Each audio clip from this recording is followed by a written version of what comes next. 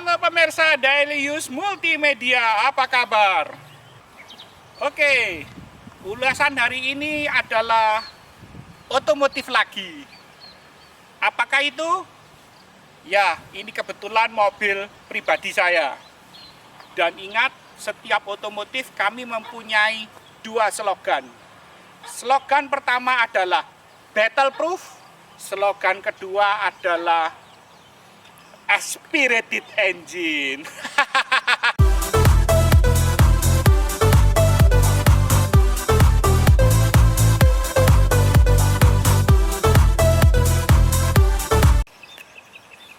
Mobil apakah itu? Ya, kebetulan saya mempunyai mobil yang lumayan old sehingga menjadi collection item dan juga klasik. Tapi nggak klasik betul-betul sih, karena syarat untuk menjadi mobil klasik adalah bempernya harus besi. Itu syarat mobil klasik. Nah, sayangnya mobil saya belum berbemper besi, tapi sudah berbemper plastik. Bahkan teknologinya sudah lebih baru lagi, termoplastik. Cuman di tahun 83. Mobil apakah itu? Mobilnya adalah Peugeot 505 GR. Nah, inilah mobilnya. Peugeot 505 GR tahun 1983. Ya, tentunya kenapa saya memilih mobil ini? Ya karena duit kita cekak aslinya. Jadi mobil ini dibanding Honda Beat baru masih lebih mahal Honda Beat. Ya namanya orang kelas menengah itu punya mobil menengah bawah lah. Itu karena sebetulnya kepepet atau terpaksa. Ya karena gimana lagi, sebetulnya mau dibilang nggak butuh mobil ya butuh. Apalagi kalau kita sudah punya orang tua yang menjelang lansia. Jadi mobil itu adalah sesuatu yang vital bagi kita semuanya. Ya, oleh karena itu saya pilih mobil ini. Karena mobil ini betul-betul nyaman sekali. Oke, saya ulas mobil ini satu persatu. Oke, karena namanya mobil dipakai sehari-hari, jadi ya seperti tampak tak terawat, tapi sebetulnya terawat sekali. Intinya, punya mobil lama, apalagi mobil Eropa, olinya harus tertib untuk ganti. Nah, ada satu hal unik mobil ini. Mobil ini 2000 cc, yes, 4 silinder, yes. Hanya mesinnya, meskipun mesinnya ini vertikal, tapi dia tidak lurus di tengah, tapi agak miring. Jadi seolah-olah mobil ini V, padahal enggak. Dan satu lagi, mobil ini hidrolik semua sudah. AC-nya, kontrolnya juga pakai hidrolik. Dan yang lebih gila lagi adalah minyak rem dan minyak kopling itu jadi satu tabung. Biasanya kalau mobil Jepang, minyak rem dan kopling itu dipisah kalau hidrolis atau paling pakai kabel. Sedangkan kita langsung jadi satu. Dan yang lebih gila lagi adalah kita sering berdebat di kantor polisi. Kenapa? Ya karena mobil ini aneh. Anehnya di mana? Anehnya adalah di nomor rangka mesin. Nomor rangka mesinnya di sini. Nomor rangka mesinnya di sini. Dia sebuah plate terpisah. Dan yang aneh adalah nomornya timbul. Tidak umum memang. Dan ini sering menjadi kendala setiap saya perpanjangan 5 tahun. Apalagi kalau tukang esek-eseknya adalah anak muda, bukan orang tua. Sudah pasti berdebat. Berdebat seru hanya gara-gara nomor rangka. Nomor mesin normal. Dan satu lagi, memiliki mobil ini harus punya buku panduannya. Artinya buku panduan bawaan mobil. Kalau nggak pakai buku panduan itu, dijamin Anda tidak bisa ngapa-ngapain. Contoh, Anda bisa cari tutup olinya untuk ngisi oli.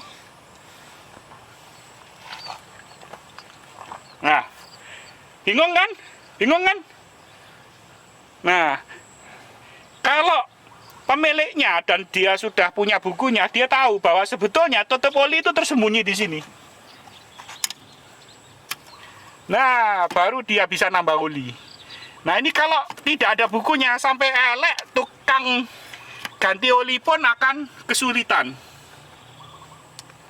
Sungguh luar biasa. Kemudian radiatornya adalah biasanya tabung top dan downnya itu ada di atas dan di bawah mobil Jepang. Sedangkan ini di kanan dan di kiri. Sehingga sangat mudah sekali untuk mendeteksi apabila panas selang atas dan selang bawah ini nggak sama, berarti radiator ini sudah waktunya dikuras atau dibersihkan di tukang radiator.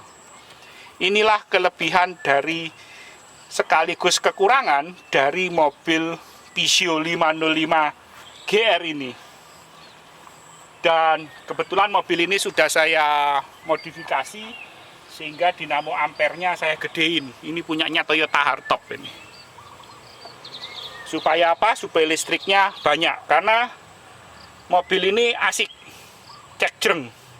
Jadi mobil ini pakai sudah CDI, tidak platina, tapi dia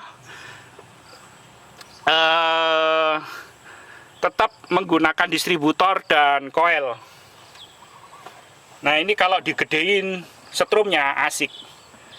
Dan dia karburator, tidak injeksi, karburator 2 barrel 2000 cc. Jadi ada 2 tabung di dalamnya. Dan untuk merawat mobil ini sebetulnya sangat-sangat gampang karena ruangan di tangan pun bisa kemana-mana, bahkan sampai ganti AC. Hanya mobil ini adalah kalau ganti kopling harus ke bengkel. Karena apa? Karena dia tidak punya mounting untuk engine-nya. Jadi dia itu melayang. Jadi kalau mau ganti kopling harus ini dilepas dan mesinnya dimajukan. Itu yang pertama. Nah, sekarang kita lihat bagasinya. Bagasinya, wow. Oke, kita lihat. Jadi bagasi ini kebetulan saya kasih lemek karena ini mobil tukang. Jadi kotor, jadi saya kasih lemek. Dia tidak ada lagi di bawahnya, mentok. Hanya mobil ini sangat gimana ya, sangat enak. Dongkrak aslinya pun ada di dalam sini sebetulnya. Dan luar biasa.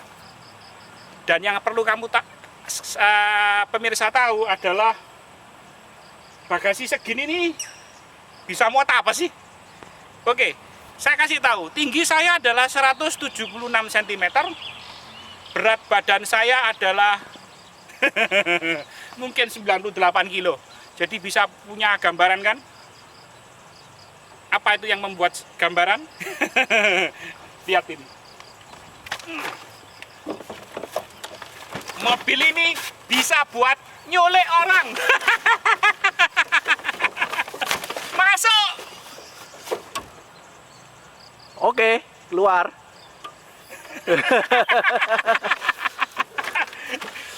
Masuk. Sebetulnya bukan 1 orang, 2 orang pun masuk ini.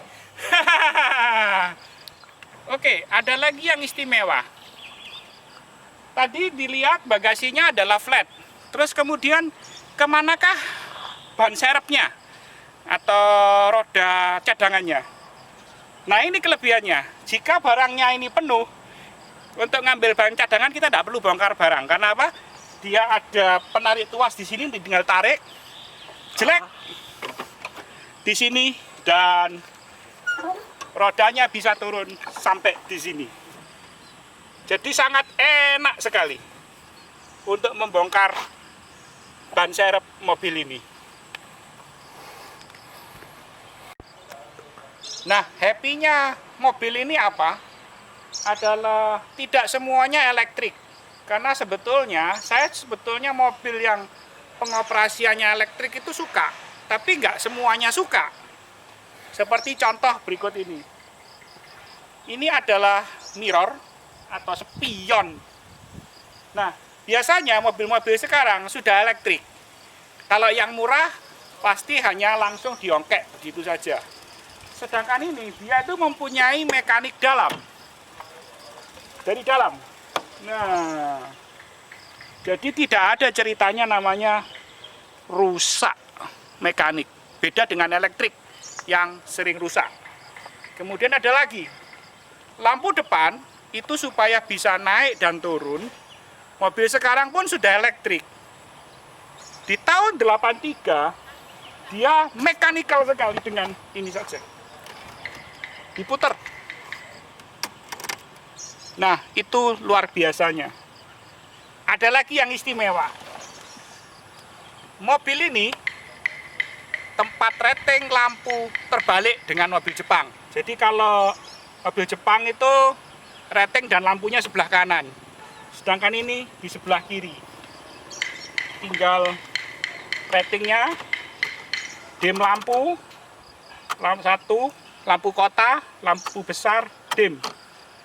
Nah, klaksonnya di mana? Ini tidak bisa bunyi. Klaksonnya di sini. Dan satu lagi, ini apa terusan? Ini wiper pasti. Jadi wipernya di sebelah kanan. Dan wipernya itu canggihnya adalah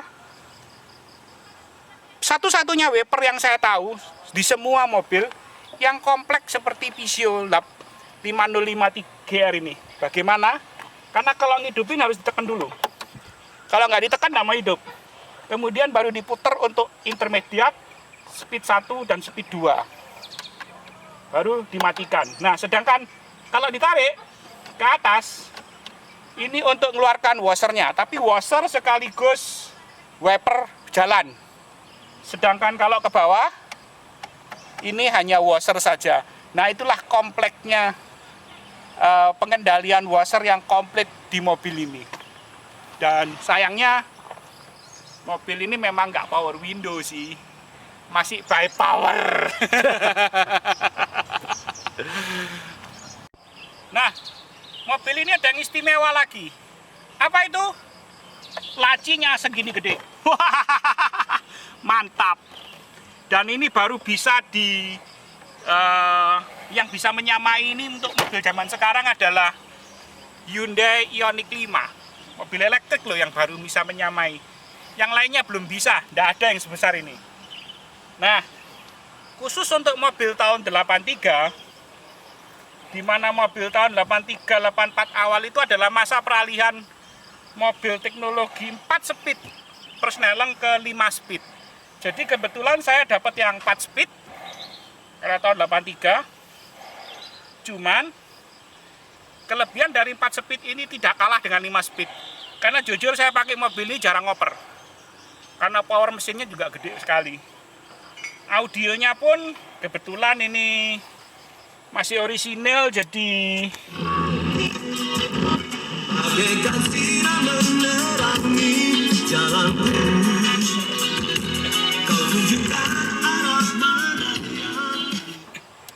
ini audionya. Kemudian AC-nya. Nah, AC-nya ini adalah khas sekali mobil Eropa, di mana dia ada pendingin dan pemanas. On-off-nya di mana? Ini off. Begitu on, dia langsung mengendalikan mobil ini mau keluar atas bawah, atau atas saja, atau atas dingin bawah panas, atau panas semuanya. Dan yang satu lagi adalah ini fan-nya atau kipasnya. Kipasnya itu 0 sampai 4, 0, 1, 2, 3, 4. Tapi 0 pun masih berputar di sini. Sedangkan ini adalah temperaturnya. Ini yang tidak terlalu dingin, ini dingin. Jadi luar biasa. Nah, kebetulan ini mobil aslinya itu adalah, ini sebetulnya aslinya itu tombol untuk power window buat yang elektrik. Tapi tahun segitu mobil nggak masuk. Nah, saya modifikasi karena saya kasih aksesori seperti berikut ini. Jadi saya bisa tahu kondisi voltmeter, saya buat sendiri ini. Dan ini untuk lampu tambahannya. Dan suaranya mobil dahulu adalah cek jreng.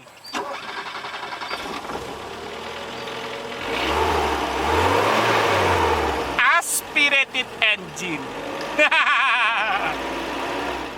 Mobil ini tidak ada tilt steering dan teleskopik. Tapi entah mengapa posisi duduknya pas untuk tinggi berapapun. Dan seperti saya bilang, mobil ini tidak ada elektriknya. Jadi pengendali joknya pun mekanis semua. Ini asik lagi loh. Ini asik sekali. Seperti yang saya bilang, mobil ini adalah mobil Eropa. Ingat, tinggi saya adalah 176 dan berat saya 98. Nomor kaki saya kalau beli sepatu 43. Dan kelihatannya sih mentok ya. Ini posisi duduk saya. Ini posisi duduk saya, kelihatannya mentok. Tapi inilah mobil Eropa. Kakinya bisa masuk dengan santai. Dalam sekali. Nah, itulah ciri khasnya yang jarang dipunyai oleh mobil-mobil Jepang, apalagi yang LCGC. Aduh, menyiksa sekali bagian kaki. Untuk rodanya, karena ini sudah tidak orisinil, artinya bukan pelek orisinil dari Peugeot sendiri, jadi saya sudah ganti dan saya kasih expander. Saya kebetulan saya pakai ring 14 karena ya ring 14 murah lah untuk bannya. Kebetulan saya pakai Dunlop SP10. Nah, untuk pengeremannya adalah mobil ini rem belakang menggunakan tromol, rem depan menggunakan cakram single piston, tapi pistonnya sebesar lensa kamera saya, gede sekali. Handrem atau parking brake lah istilahnya. Biasanya kalau mobil-mobil, terutama mobil Jepang, dia ada tromol terpisah di bagian transmisi. Sedangkan Peugeot ini untuk parking brake atau handremnya dia ngikuti di sini, di mekanik ini. Nah, itulah anehnya. Jadi mobil ini betul-betul sangat nyengkrem sekali, apalagi kalau naik ke Bromo kita berhenti stop. Paling mantap.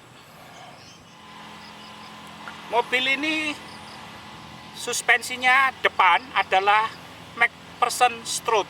Di belakang sebetulnya tidak seperti Multilink, tapi karena dia ada spring seperti depan, sehingga banyak dibilang setengah McPherson. Mana ada itu nama setengah McPherson. Dan satu lagi, perawatan kaki-kaki mobil ini sangat murah. Saya merawat satu kaki ini apabila bermasalah entah ball joint, entah karet-karetnya, itu cuma 300.000 satu roda. Kenapa? Karena untuk mobil dan sebesar ini, link di dalamnya hanya 3 titik. Hanya 3 titik ball joint. Beda sekali dengan mobil-mobil Jepang yang sampai 4 atau 5. Jadi sangat mudah sekali dan bisa dikerjakan sendiri. Jadi jarang sekali mobil ini masuk bengkel hanya sekedar mengganti kampas rem atau bahkan merawat kaki-kakinya. Sangat mudah sekali untuk orang awam. Nah, kenapa saya pilih mobil ini juga karena tadi yang awal video adalah saya bokek. Jadi saya memilih ini karena pajaknya sudah tinggal 500 ribuan menggunakan mobil ini. Jadi sangat menolong sekali. Dan kebetulan bahan bakar mobil ini cukup irit, bisa 110, 111. Intinya mobil ini dirawat dengan benar. Itu entah karburatornya, entah olinya, mobil ini nggak rewel dan irit. Kebetulan saya bisa merawat karburatornya sendiri, jadi asik sekali mobil ini.